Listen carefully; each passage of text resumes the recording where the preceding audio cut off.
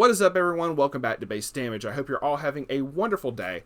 And with this video, I wanted to talk about a particular comment that I got on one of my recent videos, the Why Do I Like Weiss Schwarz the Most? And I'm not calling out this particular comment. It's actually a very interesting comment that I wanted to build upon. I wanted to talk about, which I did respond to them, but I was like, hey, I want you, the specific point that they make in the video, where I was talking in Weiss, like why I like it the most. They pointed out something that I 100% agree with them, and I wanted to kind of build upon what they stated as well as my opinions on it for this particular video. They were very polite, very respectful, and I thank them so much for pointing this out, to be completely honest. Like I said, I'm not, this is not like a call-out video.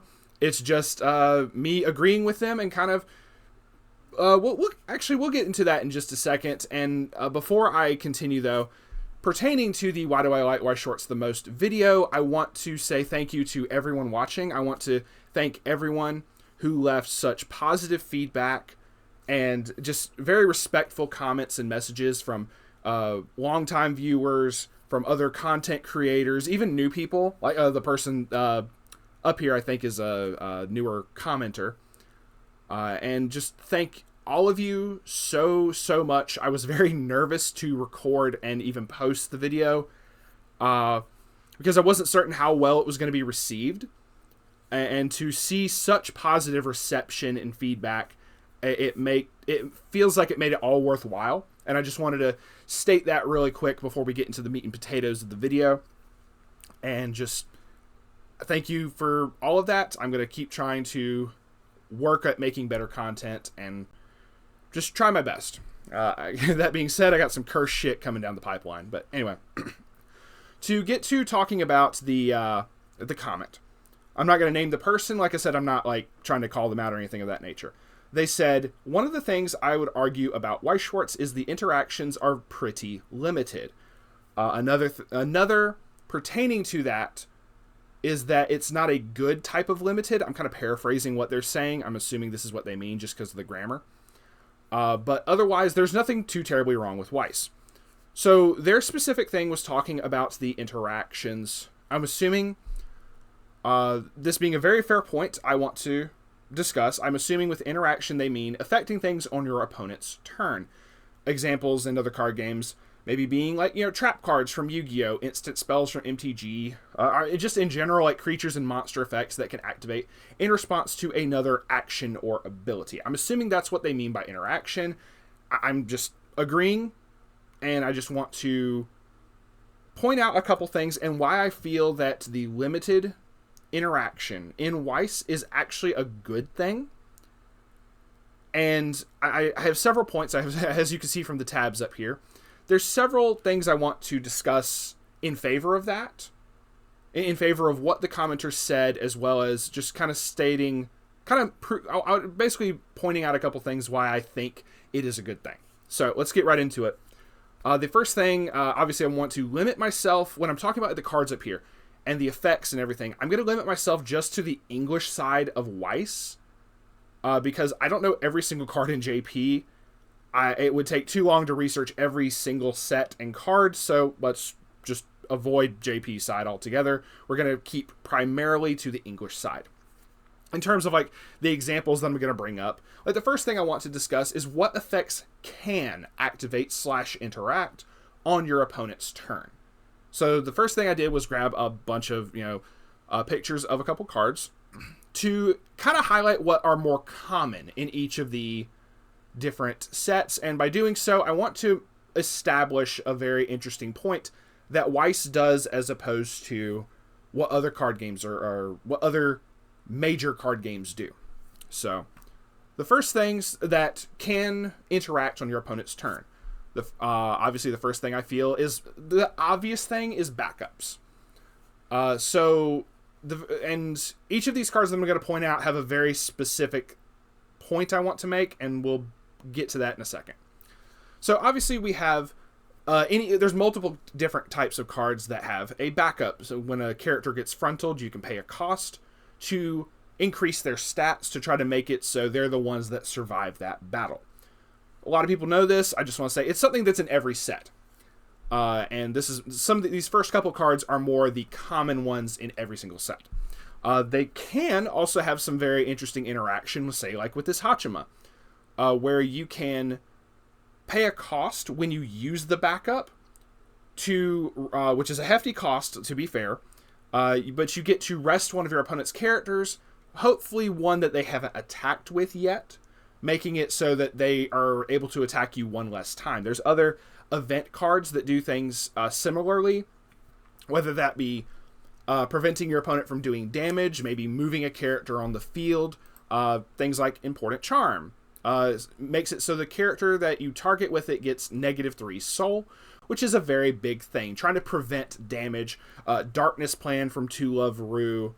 Also, there's all sorts of other events that do things similar. I'm just kind of stating like an overall, like, hey, counter events that interact on your opponent's turn. So, one of the other things that can interact on the opponent's turn is runners. Cards that can move to another open position of the stage. Basically getting out of harm's way for different attacks. Or, another good example, being able to swap with other characters on the stage. This Kasumi and Rimi, level 3, lets you pay a stock to at the beginning of your opponent's attack phase to swap itself and another character on your stage, and just they change their position. So being able to manipulate where your cards are on the board is another good interaction that you can do on your opponent's turn. One of the other things that I don't feel people take into account, because this effect actually has become a lot more common. There's a Fate card that does this. There's Hololive cards that does this. But the bouncing back to hand effect, basically just characters not even moving on stage, but just getting off the fucking field. So any cards that bounce back to hand, whether it be level 0s, or cards like this Aaron that bounce back to hand when it gets frontal attacked. That I would argue that is an interaction on your opponent's turn, most definitely. And in terms of limited interaction, this Aaron, for example, is one of the cards, like, let's not forget this particular interaction changed the Weiss Schwarz meta, and I would argue at least twice that it got changed. So, because this prevented your opponent from being able to reverse him to get their advantage engines going and being able to gain advantage from their combos. So people had to change up their combos. People had to rethink how they played and not think about, oh, I need to reverse the opponent. And no, more than likely the character's not going to be on the field anymore type thing. But then Attack on Titan was a very interesting set that had a lot of interaction on your opponent's turn. There was a lot of different effects. But granted, I realize that's a bit more set specific. However, there are several set-specific cards that I wanted to point out as well. In terms of cards that are also like way more oppressive but maybe not used as much anymore, are event cards like this from the Haruhi set, Release of Information Binding. The counter event states, choose one of your opponent's climaxes in the climax area and put it into his or her waiting room. So whatever climax combo they have at the time, or climaxes buffing stuff or whatever, you just get it off the field, and then your opponent isn't able to actually do their combos most of the time. I realize now, and the way that Weiss is as of 2023, there are a lot of there's a lot of climax combos that don't really matter. Like, typically you'll play the climax combo and the damage is already done. You'll play the climax and the damage is already done before you get a chance to attack. So another good example is King of All Creation Archer. It basically ends up doing the same thing as the event. You get to pay a cost at the beginning of your opponent's attack phase, and discard a specific climax to make your opponent send their climax to their waiting room. Once again, denying them their climax combos if it's something that happens in the battle phase, like an on-attack burn, an on-attack, or on reverse, maybe clock shoot, in terms of like doing damage to the opponent and everything. Or maybe it's other combos in general, who knows. But granted, these two set-specific cards are not played as much anymore. The sets aren't played as much anymore in the competitive scene. I know that there was some Haruhi decks, now that they got the power-up set, that showed up in like the team tournaments and whatnot during Springfest this year. So I do recognize that happened, but they didn't really like make waves. It's just like, oh, there's, a Haruhi deck or two, but that's also teams in terms of like just 1v1s. I don't think it's going to get played as much. If I'm wrong, I'm wrong. But definitely, Fate Zero, King of All Creation Archer is not played anymore because the rest of the set, even though this is a very powerful card, the rest of the set really isn't played that much. Anyway, so I'm just making a couple disclaimers and whatnot before we continue. So you have backups, events, character effects that move, swapping, and just bouncing off of the field back to hand. There's a lot of... How do I put this? The only limitation that each of these share, and even, these set-specific cards as well, is that all of these go off during the battle phase, or the attack phase. Battle phase is a bit more generic. People kind of recognize that a bit better. But the attack phase specifically, or maybe during the climax step, stuff like that. There are like certain buffing effects that can happen outside of the attack phase, but they're not as prevalent, I should say. These are the more prevalent effects you gotta worry about. And like I said, once again, meta warping effects like this, it was happening specifically during the attack phase. And I feel that's the real difference, where sets like MTG and Yu-Gi-Oh! They can happen outside of that, and we're going to get into that in a second here. Now, before I get into all of the MTG and Yu-Gi-Oh! Examples that I have, I do want to point out a very interesting fact. Where Weiss is limited to sets, like... all these cards that I listed, like I said, they're generic in each set, but a lot of the more powerful cards are confined to a specific set, whereas Yu-Gi-Oh! Has over 10,000 different cards that can all be used in the same format, not counting like, Forbidden Limited List and stuff like that. Yu-Gi-Oh! MTG has more than 25,000 unique cards, and unless you're playing Commander, which even then you're still limited to one copy a card, typically they deal with set rotation and whatnot. I understand the restrictions on that, and sometimes they have a ban list. So I realize there are some limitations for that, but there's a way more cards to have to go through. I can't research 35,000 cards. So while I specifically chose these two to represent the more competitive games, I realize I'm not going to be able to state every single interaction that each game is capable of. Like, I know, like, there's plenty of cards in MTG and Yu-Gi-Oh! That do the same exact things right here. There's plenty of effects that get creatures and characters off the field, that destroy stuff, that change a stat values and stuff like that. I understand this. But there is a specific thing that I want to point out that exists in MTG and Yu-Gi-Oh! That doesn't really exist in Weiss Schwarz, and it's one of the biggest things, is cards that can negate. Cards that can basically counter or negate the activation and effects of other cards entirely. There's a couple big offenders of this that I just want to point out specifically. I mentioned, once again, there were very powerful trap cards in Yu-Gi-Oh! That get played in terms of interaction. There's plenty of spells in MTG. Ones like Cancel is one of the, there's umpteen different versions of this card in terms of just countering target creature, target instant, target sorcery, etc. But in terms of, like, say this card is just kind of an all-rounder type thing, because most cards in MTG count as are spells. I know there's exceptions, but everything counts typically as a spell. So this is just counter target spell. This is very much in the same vein. And then once again, kind of going back to Yu-Gi-Oh!, you're going to have cards that people are just going to summon a whole bunch of these on the field that just have effects that state when your opponent activates a card or effect, you can perform a certain cost. This says removing counters. You can pay life points. Sometimes the negations are free. You can discard a card, etc. If you do, negate the activation and sometimes destroy the card. So you have all these cards that people are able to summon on the field that just say, tell your opponent no, basically. And not even just on the field, you can even count cards from hand. Ash Blossom is one of the biggest offenders of this, of, oh, I'm trying to play this one Searcher card or special summon a card from the deck that just lets me gain so much advantage, and Ash Blossom just says no.